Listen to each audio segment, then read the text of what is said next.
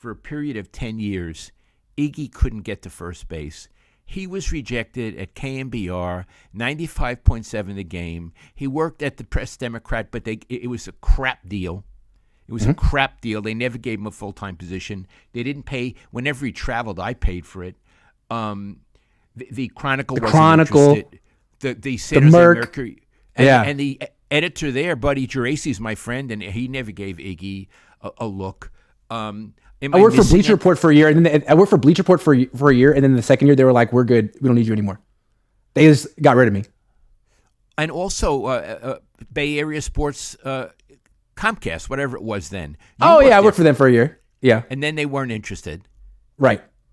There was that one lady who was telling you. I forgot her name. Don't say the name, but I got to tell you. Oh yeah. She goes. I want to tell you what good writing is. Now look. I was been a writer my whole life and taught writing in universities. And she says, this I want to tell you is the stupidest remark that anyone ever said about writing. You got to have good adjectives. She said that, right? Okay. Yeah. Any writer knows American prose is noun verb. Yeah. You almost never use an adverb, and you only use an adjective if it's going to kick ass, and you use it sparingly. So the minute Iggy heard her say that, he grew up in my house with me, and my wife was a writer. He knew I'm talking to a moron. Yeah. So that was cool. And people like that. Also, I said that I was your son, and she said, "Oh, Lowell, you always know what he's going to say." I was like, "What?" That's not a compliment. She's like, "I mean, except for when you don't." I was like, "Okay, well, this isn't going well." Not a fan. You know what happened one time after you told me she said that? What? I didn't really know her, so I was in the parking lot at, what is it, Bay Area, NBC Bay Area Sports. Yeah. She's walking to her car, and I'm walking into the studio from my car, and she gives me this big phony smile. She says, "Hi, Lowell," and I said, "Who are you?" Never heard of you. Oh, but you know me, though, right? But you don't like me. Yeah. Anyway, so what we're trying to say is not the most popular guy. So I guess all these people feel I have nothing to add to their organization. Like I can't help them in any way. But Sports Illustrated, God love them, they work with me, and we have a great business relationship. And now I've built this platform on my own on YouTube with 62,000 subscribers. And I mean, I get 3 to 4 million views a month. There is no one really in the Bay Area with traction like this. But I mean, I'm untouchable. And I think it's because a lot of these places are sort of in bed with the local teams, and you can only be honest up to a point. You have to have a certain filter to have a full-time job as a media guy in this. You can only say so much. And that leads to there's a market for someone to just be honest, but you can't actually get a full-time job. You have to create your own platform, which is what we've done. And it's what people appreciate about the show. If, for example, you had the same approach, what I would say is not anti-Niner, but also not pro-Niner, just telling the truth. You couldn't do it at KMBR because they're a rights holder. They have the play-by-play, so they wouldn't touch you. And most of the 95.7 is not a place that I tremendously respect. And they're not a rights holder, but they seem to be very pro-49er unless I'm missing something. It seems like most places, I'm going to limit it to the Niners, although it would apply to the Giants and to the Warriors as well. Most of the places don't want too much tumult. They want to get along. They're afraid of losing access. They're afraid of losing hits on Twitter or on their website, when in fact, if they were more dramatic, even if people didn't like it, they'd get more hits. When I was at the Chronicle and the Press Democrat, the reason they had me was because I was controversial. That word was, and the idea you want a sports columnist, me, or a sports analyst like Iggy, to be controversial in the sense of not being afraid to tell the truth. Right. I feel that the media in general, and a lot of them are my friends, are too comfortable with teams and too frightened to give, I would even say, more objective reporting. Yeah, I think they're afraid of what the response is going to be on social media, because if you're not 100% positive on social media about the team, you just get attacked constantly, which is I get attacked. I don't care though, because what I think is Twitter's horse shit. I don't care what people say to me on Twitter. It's just a way for people to get to know who I am. And what people always say is, I didn't like you at first. This Grant Cohn, I didn't like him at first, but then I watched some of his videos and I started to really like. It happens all the time.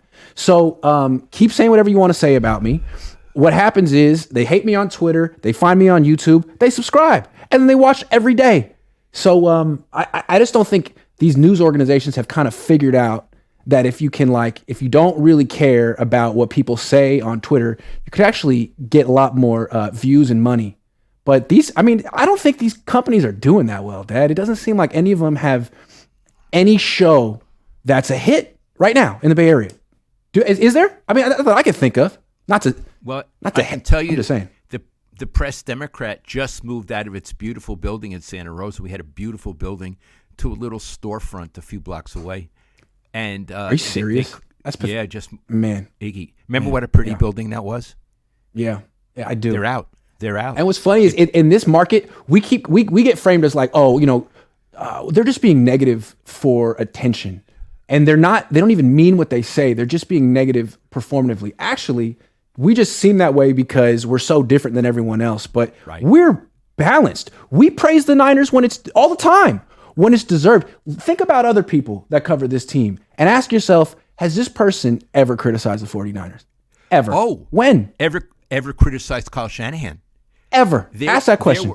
There were so many pieces that came out after they got beat by the Eagles saying it's not Kyle's fault. They immediately went to defend him, even though we got two quarterbacks hurt in one game. Why do you need to defend him? Wouldn't a more provocative, if I were at the Chronicle or the PD, I wouldn't have defended him. I would say, wait a minute, let's slow down. Let's not defend him. Is there anything wrong with what he did? And you'd get more hits. You'd get more people pissed, but you'd get more views. Can you imagine? Absolutely. Can you imagine if the roles were reversed and Nick Sirianni got Jalen Hurts hurt on the first drive, and then the backup too? Can you imagine what the commentary would have been in Philadelphia? Right. And it would have been justified. It would have been the right commentary. Absolutely. But out here in the Bay Area, I don't know what it is. I think it's a West Coast thing. I feel like maybe the market out here feels like the national reporters don't talk about the Niners enough. And there's this, I don't know what the mentality is, but it feels like a lot of the fans just want to hear that the Niners are great and they're perfect and that they're underrated and that they don't get enough respect. It was like, nah, man, that is such a minor league mentality. This is the Bay Area. It's one of the biggest metro areas in the country. It's one of the greatest franchises in sports history. We should talk about them like they're the Eagles or the New York Giants or the New England Patriots, not the San Antonio Spurs. You know what I mean? I agree. Yeah, that's how I think about them. So now look, yeah, I got nothing against the Niners. I've had the deepest experiences covering sports for me was covering the 49ers. I'm deeply grateful for what they've put out and for the time I could be with them. I would like them to do well. It would be fine, but I'm not for them. I just cover them, and Iggy just covers them. He's not for them, and he's not against them. But if you're not for them, people say you're a hater. I don't agree with that. In fact, I don't respect that.